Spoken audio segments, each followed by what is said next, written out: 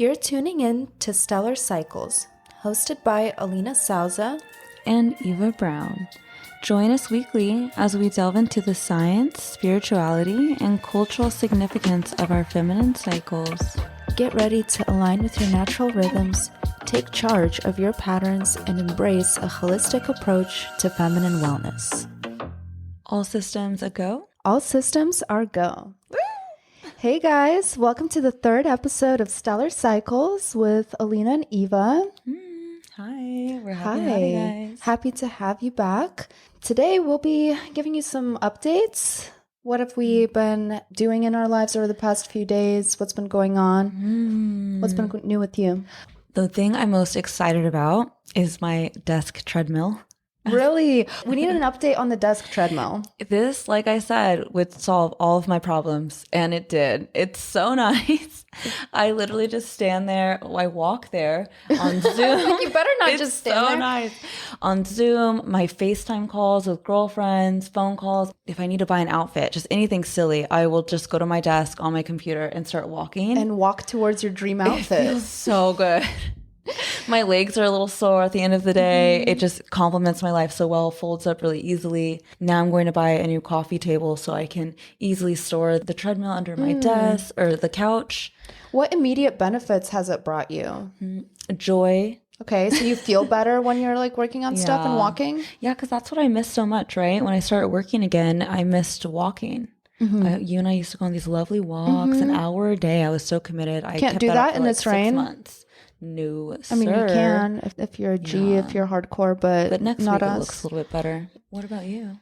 For me, I've honestly just been, just trying to survive this rain that we've been so wonderfully dumped on from the heavens. Today we went to Kendra Scott. Your friend had her little event. We kind of got the word out about the podcast, met a few people, got Eva some jewelry. I loved all of it. Yeah, it's Pisces season. Correction, my friend Dee won. My guy friend Dee. Shout out Dee. Yes, Dee. Dee won the raffle for Eva, so she walked away with the gifts. Bring your guy friends to things. You never know when they'll come in handy. Seriously, that was the best move today. Bring your guy friends. Right. Yeah, but apart from that, we've just been just enjoying this rain, working on the podcast, getting everything ready for blast off. Putting in that work. Well, you guys, the main topic of our episode for today, episode 3, is all about the wonderful hormone system. It is the basis for the menstrual cycle, for this podcast even. If we don't understand the hormones that are at play in our systems, then we won't really know what steps to take to create a symptom-free period. Our goal here with this episode is to kind of give you guys a roadmap for what we're going to be talking about, kind of like not even the roadmap, maybe the legend, like what things mean. And this is kind of like a big outline of what's to come. Oh, I'm excited to get into this subject. I just think it plays such a huge role in our entire life, and sometimes we don't realize it. When we think about the common symptoms of imbalanced hormones, what we commonly have are acne, hair loss, heavy periods, excess body hair, hot flashes, infertility, irregular periods, and loss of interest in sex, sex. Can I say that? Yeah, word? you can say that. Right. And a lot of these issues actually stem from unregulated estrogen.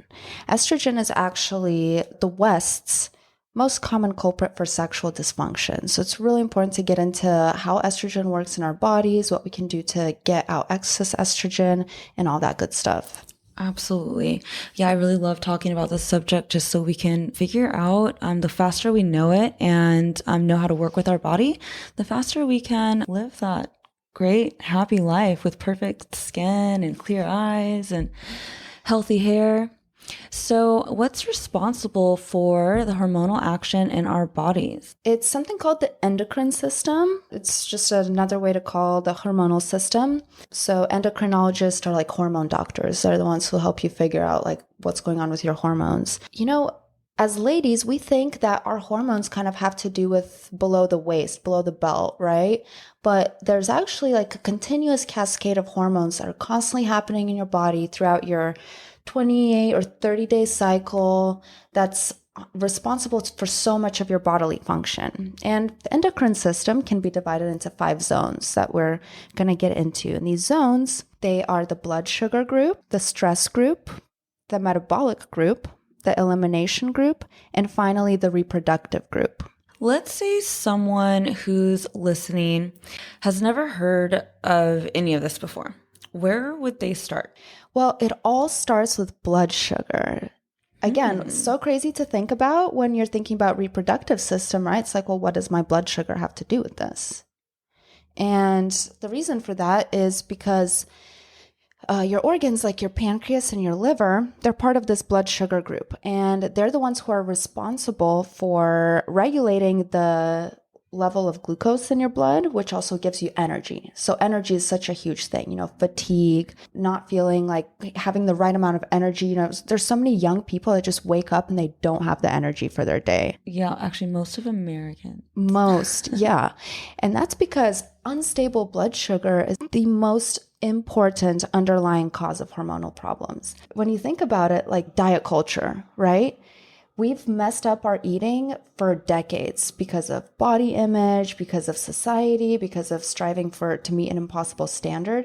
And the link is so crazy to see that it's that blood sugar and not nourishing yourself properly that leads to this kind of disruption of your hormonal system. How do they affect or regulate their blood sugar? Well, first of all, you want to make sure that you're not skipping meals. I think that's a huge one. Or not skipping eating something in the morning. It doesn't have to be a huge breakfast. It can be like a handful of nuts, some fruit, but you got to give your system something. Otherwise, your blood sugar is going to be low. That causes your pancreas to start pumping the hormone that creates your blood sugar levels to spike. And that over like constant period of time can be super, super bad for you and really hard on your body. Yeah, I can imagine. I've heard that you should eat within the first 30 to 60 minutes of waking up. So hard for me. Me too. So hard for me. I'm getting better. It helps to eat something small, like you said. Right. Yeah. Something small, like don't overwhelm yourself. But I don't know. I know I am so guilty of skipping food. And that's because my reaction to stress or my response to stress is to not eat, not have to think about eating. So the pancreas deals with glucose spikes and low blood sugar. So it can deal with both of those things. This process provides our bodies with energy. Now, like I said before, estrogen can be a problem, right, for women. So when you have excess estrogen in your body and it's throwing off your hormonal imbalance, or when you have excess estrogen in your body and it's throwing off your hormonal balance, the liver has to work harder to kind of decrease that. If the liver is too focused on like detoxifying your body, removing all the crap that you're constantly putting into it, then it takes its attention away from dealing with all the excess estrogen in your body. Do you take milk thistle? No. Do you? My skin is always the best when I take milk thistle. I hear like people like vitamins. That's like a glow up supplement that people drink and tea, or you can take it in capsules. So Great for cleaning out the liver. Maybe that'll be something we can try. Yeah, we'll let you guys know. Yes. To wrap up the blood sugar group, that's the number one. Regulating your blood sugar has to do with all the other processes in your body. All that being said, really controlling your blood sugar levels is kind of the place where you can start. And by that, just have a few nuts like every few hours. Just make sure.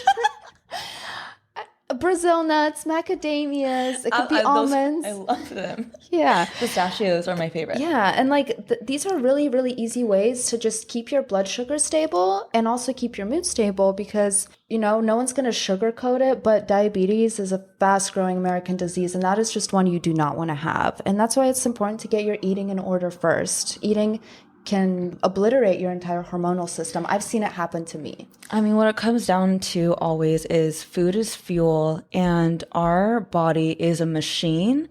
And the finer we tune it, the better ingredients we put into it, the better we listen to it like a car, the better it'll run. And it'll get you further, faster, and looking good. Let's jump into probably one of my favorite topics. I saw that number 2 was the stress group. Would you like to lead the way on that? Yeah. The blood sugar group was the pancreas and the liver. Then the next one, the stress group, is the HPA axis. And that is the connection between your brain and your adrenal glands. So HPA stands for hypothalamic pituitary adrenal. So, when you're perceiving stress or going through something stressful, the brain then sends signals to your adrenal glands. There are these little triangle shaped glands that sit on top of the kidneys. And when they receive the signal from the brain, they start pumping out cortisol and adrenaline. And what is cortisol? Cortisol, it's a hormone and it's responsible for sending glucose, which is energy, to your muscles so that if you need to, you can run, you can fight. It basically just energizes you. Yes. Like if I were a caveman back in the day, I would be able to run away from a lion and escape. Exactly.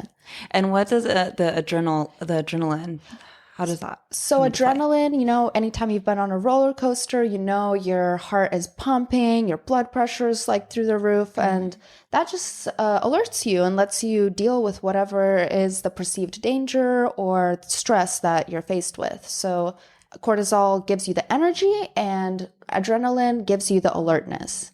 I think a big problem that we see today, and this is why I always love talking about the subject, my entire life is based around not being stressed at all. So I'm always looking at keeping my cortisol levels extremely low. No fighting, lights out at a certain time, always relaxing. And it's because the world that we live in today is really designed, honestly, to keep us in a stressed state. I mean, even though we can handle all these things perfectly well and fine, it doesn't mean it's not stressful to our body. It still takes a toll. Our body hasn't evolved like out of that phase. So these systems that we have are from the beginning of time. And now we live in such a different world that we are not necessarily like fighting for our lives constantly or fending against the weather or environment. But now we're living a very cushy life, but now we're stressed out in different ways, like driving, constant notifications on your phone. Relational conflicts. Oh, yes. The dramas that we see on TV, all of these like trigger our body to stay in our sympathetic nervous system when we really need to be in the rest and digestive. Adrenaline and cortisol, those are both survival tools. They're not meant for everyday use. And this perpetual state of readiness and just on alert, stressed, it has people at risk for heart disease and stroke. And it's that survival mode that people so often talk about, this chronic stress. Yes. Everything's based from that. Diabetes we spoke about earlier, cancer. Literally, there's a statistic online that we could look up, and I think pretty much all disease stems from stress. Exactly. Now, what are some side effects that you've seen from high levels of stress? Some of the biggest ones that so many women that I hear dealing with that are stressed, insomnia, weight gain or loss, fertility struggles, and sex drive struggles. These are all direct descendants of stress related issues. And if we think about that, we know, each one of us has at least 5 friends that is struggling with these things on one level or the other. And it's so sad because we try everything. Maybe they're working out, maybe they're doing all the right things, but it's not working out for them in the way that it should. And it really, like, the key here is to lower your stress levels, balance your hormones. Exactly. Yeah, so I've been working on this though for like 2 years, lowering my stress levels, and it is work, a big process to get here. Because even now, you'd say I'm super chill all the time compared to even 3 years ago. Yeah. But it took a lot of therapy. Yeah, and like learning how to remove those stressors that everyone not only thinks of as normal, but almost like welcomes. And you're like championed if you're like a super stressed out woman. Seriously. And like, you got it, girl, you can do it all. But like they're so tired. Their eyes are just like, can barely keep them open, like are not able to take care of themselves. Relationships are a wreck. We were not made to, handle all this stress alone. No, God definitely made women and men to help each other out in the best ways and be their best selves in other areas. And thankfully, we have our women companions that help us through everything else. And the men, they can build stuff. Absolutely. Anyways. We love it when they build stuff. Okay, with all that being said, do you think we're ready to move on to zone 3? Absolutely. Okay, let's hit zone 3.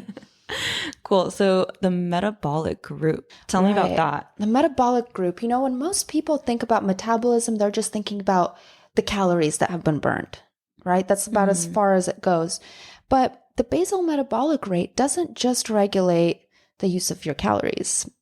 It regulates your heart rate, regulates your blood pressure, your breathing rate, the temperature of your body, cellular oxygenation, just basically all these things. Stuff. Yeah, metabolic rate keeps your body stable. We've all heard of this term homeostasis back in 7th grade science, and that just means the equilibrium. Like, body loves balance.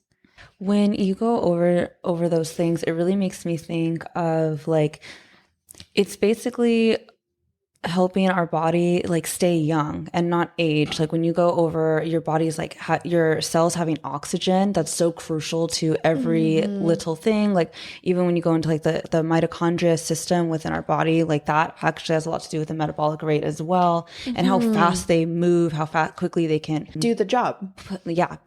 Transfer energy. Hashtag sun. Go get a lot of sun. Just to quickly recap, blood and sugar group was pancreas, liver. The second group, the stress group, was your brain and your adrenal glands. And the metabolic group, it works with the thyroid and parathyroid.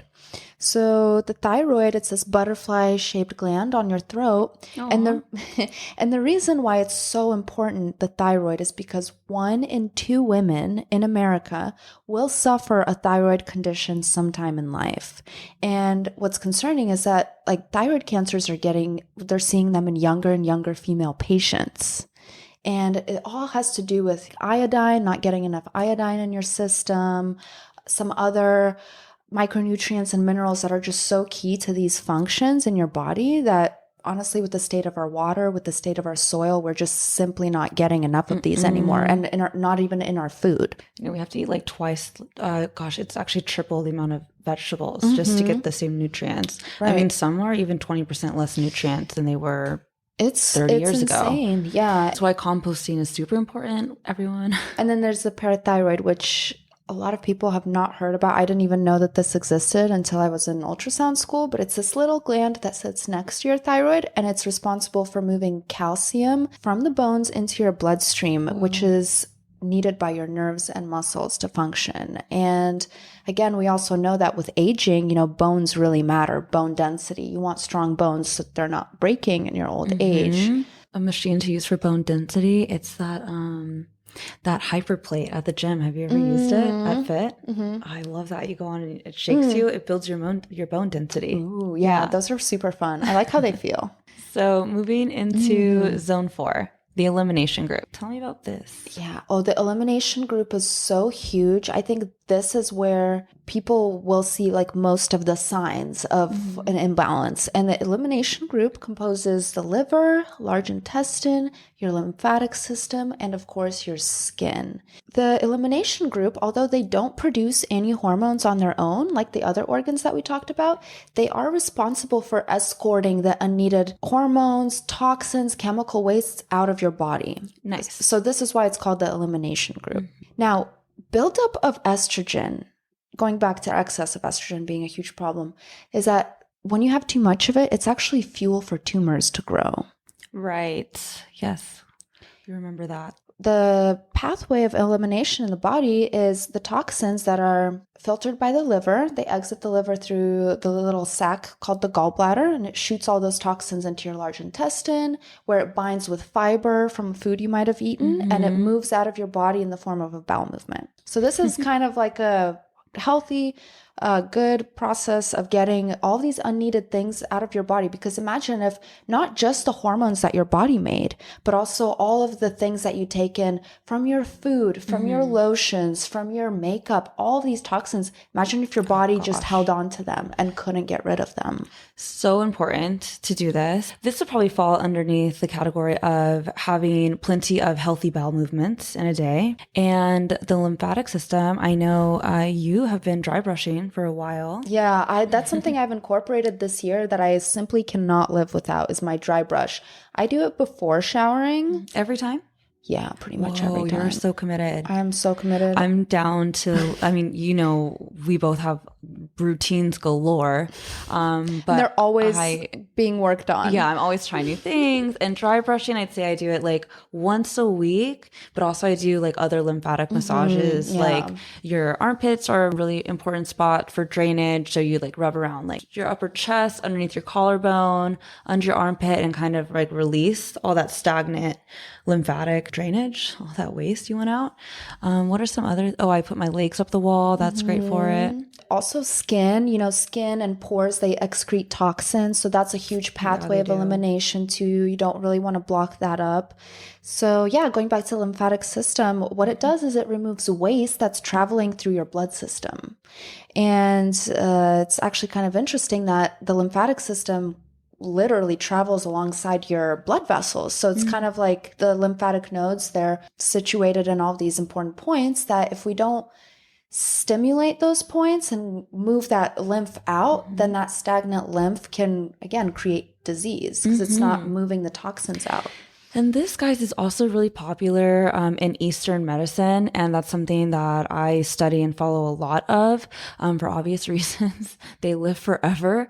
And it's funny that a lot of these things they correlate with moving your lymphatic system around your body. It's also really correlated with your chi and moving energy around in your body. And by doing that, it helps your entire body perform better, your like life force energy, right? So I highly recommend making sure to do these things because it's almost even more important, not more, but it's just as important as working out. You could have great results just by making sure to give yourself a lymphatic drainage massage or go have one done for you at least once a month. I have yet to try one. I'm really wanting to get into lymphatic drainage massage. I'll take you. Awesome. I know all the massage places. Yeah. It's so important to just keep things flowing in the body to optimize hormonal output. Love Zone 4.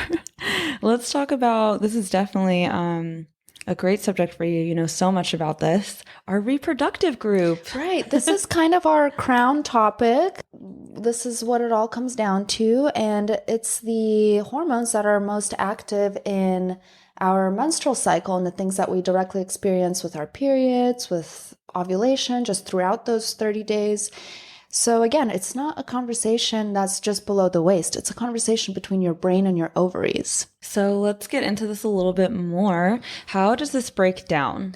Right. So there are at least 4, if not 5 and 6 hormones that are constantly at play in one form or another in our cycle throughout whichever you are, if you're a 28-day cycle, if you're a 32-day cycle, but the quantities of each of these 4 to 6 hormones, they vary and they change at each point in the cycle. This is why, as women, we're seen as volatile and like moody and just always up and down, never stable. Because if you look at the graph of our hormones, which we'll have a graphic up on the podcast Instagram for you guys so you can get a really good visual of what we're talking about. Yes. It really does look like a roller coaster. It really does. It's such a great depiction of what we women go through on the monthly cycle. And one week we're tired. The other week we're super energized and bubbly. And then we're like, don't touch me, stay away. Right. And there's a reason for all of this. Just like life and the seasons, we have cycles and everything, and we respect those cycles. So we have estrogen, we have progesterone, we have FSH, which stands for follicle stimulating hormone, LH, luteinizing hormone, testosterone. Yes, we do get testosterone throughout our cycle, and prolactin. We'll get into estrogen. I know we've kind of highlighted her as like a very problematic girl throughout this podcast episode, but we'll kind of get into it, and we'll get into progesterone, FSH, and LH. Testosterone, it kind of only comes around once or twice in your cycle, about midway and towards the end, and that's kind of when you feel the most motivation and most strength. And leg day. Yeah. That's definitely when I go and lift for my legs. Yes. And then prolactin, although that's known as a hormone for releasing breast milk after you had a baby and you're breastfeeding, it also plays a lot into sex drive too. Throughout the different phases, which we'll have an episode on the phases next time for you guys, kind of getting into it a little deeper, the 4 phases that you're going to be going through in your cycle. But for now, we'll just kind of talk about where the hormones plug into each of the phases. Starting with the menstrual phase. All right. The menstrual phase is when you start bleeding. It's basically when you begin your period, the first day of your bleed.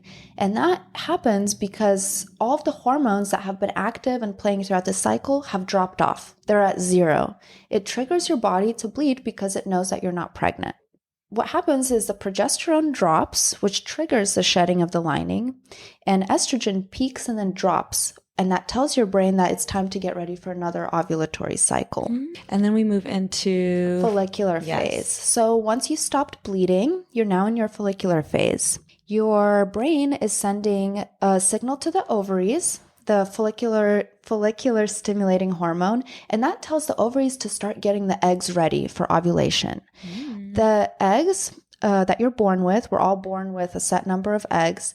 They are contained in follicles, which are these little sacs.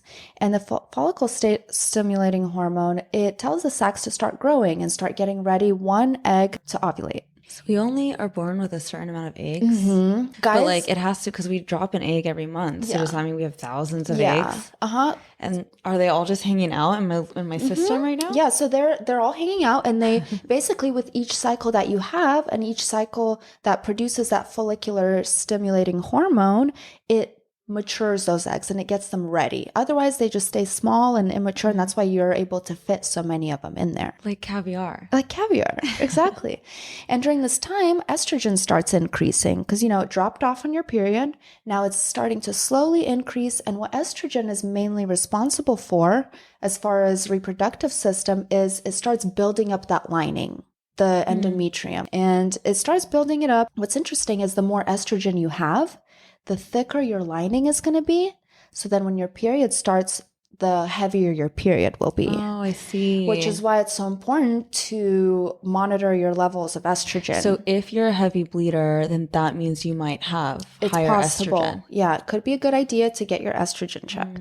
Now, when you're nearing the end of your follicular phase, you're kind of towards the middle of your cycle. This is around the time when most people should ovulate. This is you're entering your ovulatory phase. You have a really sharp rise in follicular. I'm just going to say FSH because it's really hard to say follicular stimulating hormone every single time. So that's going to be called FSH, the one that grows your eggs. So you get a really sharp rise in the FSH. That makes sure that they're like plump and ready to go. The increase in luteinizing hormone makes sure that the follicle releases the mature egg. So it's out and about, it's ready to be fertilized, pops out, that girl is ready to go. Thank you, LH. Yes, this is also the time when you get a quick surge and drop in testosterone.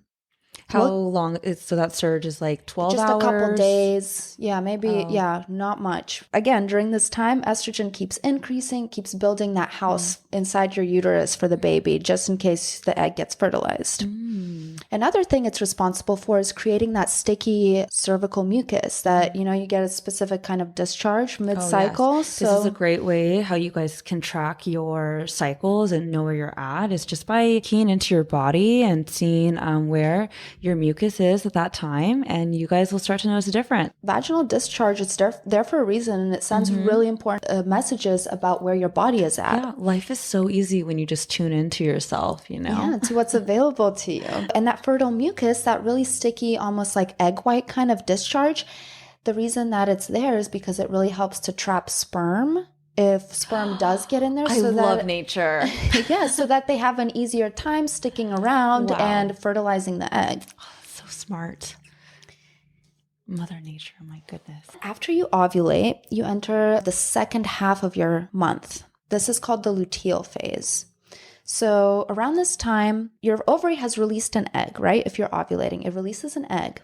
That little spot from which the egg popped out, in its place, creates a corpus luteum. And this is such an interesting thing. It's the quickest forming vascular means like blood structure in the body and it starts pumping out progesterone. Now, progesterone is like a miracle hormone for women. Women need it. Progesterone, it counterbalances estrogen. So all of the like crazy stuff that estrogen is doing to you, progesterone will kind of cancel it out. So while excess estrogen promotes breast cancer, progesterone will kind of decrease the chances for that. So when the corpus luteum is there and it's producing that progesterone hormone for the second half of your cycle, it kind of tells your uterus to keep that lining intact, just in case that you're pregnant, just in case the baby needs to implant in there. Smart. It keeps it intact. That's why you don't start your period right after you ovulate. Whoa. Yeah, you need that little break. That in between. Yeah. Now, is there a way, but is there a way that you can add more progesterone? Like, is there a vitamin or like if I eat a certain food? We will get into progesterone a little later on and the food stuff. Great. Yeah, for sure. I think we've told you guys in one of the episodes before, these are all going to be buildable episodes and topics. So right now, this is such a large one. We're just giving you kind of the foundation. And then you'll have episodes where we're actually going into each one of these things. Yeah, how to make it work for you, what are your resources, where to go, etc., etc. But yes, please continue. So when progesterone is working in the second half of this phase, because remember the hormones are working at like different rates and like different levels. So when progesterone comes into the picture, it tells FSH and LH to stop. Because like you don't want to keep growing the eggs and and ovulating more than one. A lot of the times if people have multiple gestations or like twins or triplets, naturally it's because they're ovulating more than one egg. And that can happen naturally or it can happen based on the medication that like your doctor will give you to help you ovulate. Right. And that medication is like when someone takes IVF or... Yes. Yeah. At this point, the only girl that has not dropped out of the race is estrogen. Estrogen is still rising at this point. Progesterone counterbalances this estrogen. So the reason why progesterone is so important for women is because it's our calming hormone. The superpowers of progesterone include reducing inflammation, building muscles, promoting sleep, protecting against heart disease, and calming your nervous system. One of the worst things about hormonal birth control is that it robs women of these calming, mood-enhancing effects that you need in the latter part of your cycle. You've been on birth control. I've been on birth control. We both know what it's like to be unreasonably overwhelmed by things, where it's like, I know that this should not have me acting out in the way that it is, but here I am. Oh yeah, that's why I'm so chill now. Right. And that's because your body does not have that progesterone available to it to deal that corpus luteum at the end of the cycle. If the egg has not been fertilized, it kind of gets reabsorbed back into the body. But, you know, if the egg gets fertilized, it kind of helps sustain the pregnancy up until the baby develops its own placenta. Beautiful process. Right. Our bodies are magical. This lands us back at the menstrual phase. Your cycle restarts, the progesterone drops, triggering that shedding of your lining, which is all the blood coming out, all that stuff that the estrogen has been building up for the entire month. This time the estrogen, it peaks and it drops and it tells your brain that it's time to start again. It's beautiful. So this was, you know, our reproductive system is a little longer than the other ones, but this is kind of the meat of our podcast. And we're so excited to get more into it and just give you guys all the hacks about how to use certain things in your life and your lifestyle to work with these hormones and create as symptom-free of a period as you possibly can. Yeah. And just a great month. I mean, since Lena and I have been working with our hormones and tracking all of this, we know when we're more tired. I plan my meetings around, let's say, my ovulation period or my follicular phase. And the reason why is because I naturally have more energy. I'm a little bit more charismatic, sharper, funnier, lighthearted. And during the luteal phase and the menstrual phase, obviously, I'm a little bit more tired, like right now.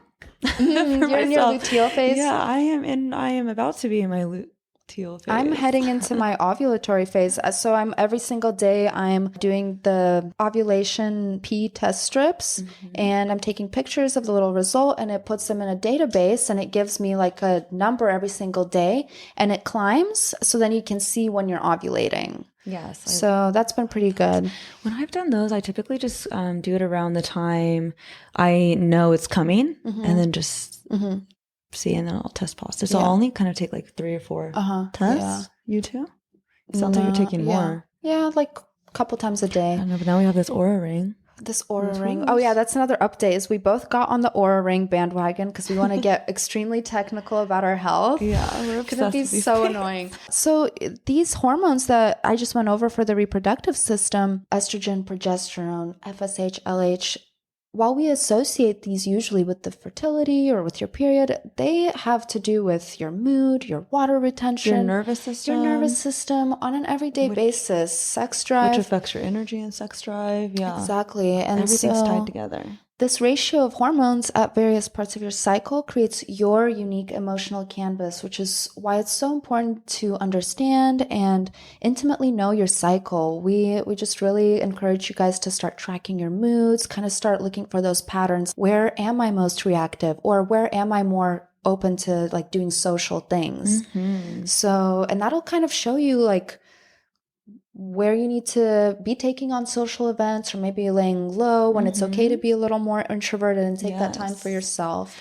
Maybe you're like, you find yourself just a little bit more emotional, and you look at where you're at your cycle, your phases, and you will automatically know like, oh, I have lower like levels of my happy chemicals these next couple days, and maybe you won't have a fight or like a conversation with your significant other or a friend. You might decide to avoid that and do it in the following week. All very preventable things. Yeah. So things that we recommend to help you guys track this really simply. Alina and I, we use the health app that's already installed in an iPhone. Really easy to put your cycles in there and track symptoms as well, your mood. Also, the 28 app is a app that we downloaded, built specifically for women, and it gives you the food that you should be eating. It tells you what phase you're in and gives you suggested workouts. And surprisingly, it's free. So I definitely suggest that. Worth checking out. Yeah. And then you've used the Flow app. I haven't. There's so many, lots of apps that I'm sure we can't even cover all of them that I think women use to track their cycles. Just on any of those, use the features that they have available to you, not just to log your period, but to also log the changes in your mood and certain things like that. This info was gleaned from some amazing books on period health that we've been diving into. One book is called Period Repair Manual by Lara Bryden. And Women Code by Elisa Vitti. If you guys want like a deeper dive into what we talked about today, I definitely recommend checking out those books. They can give you so much more information that we couldn't even hope to cover in this one podcast episode. And if you don't get that book, just stick with us. And stick with us. We'll walk you right through it. All right. This has been so fun. This has been very fun. For putting this together, for educating us further about hormones and our, I'm always fascinated. Yeah, and the endocrine system, we're all on this girl-ercoaster together. Yes, we are. All right, guys, we'll talk to you on the next episode. Bye. This show is intended for inspiration and entertainment and is not meant to replace your physician's medical advice. Music by Moon Blue. Editing by Alina Salza.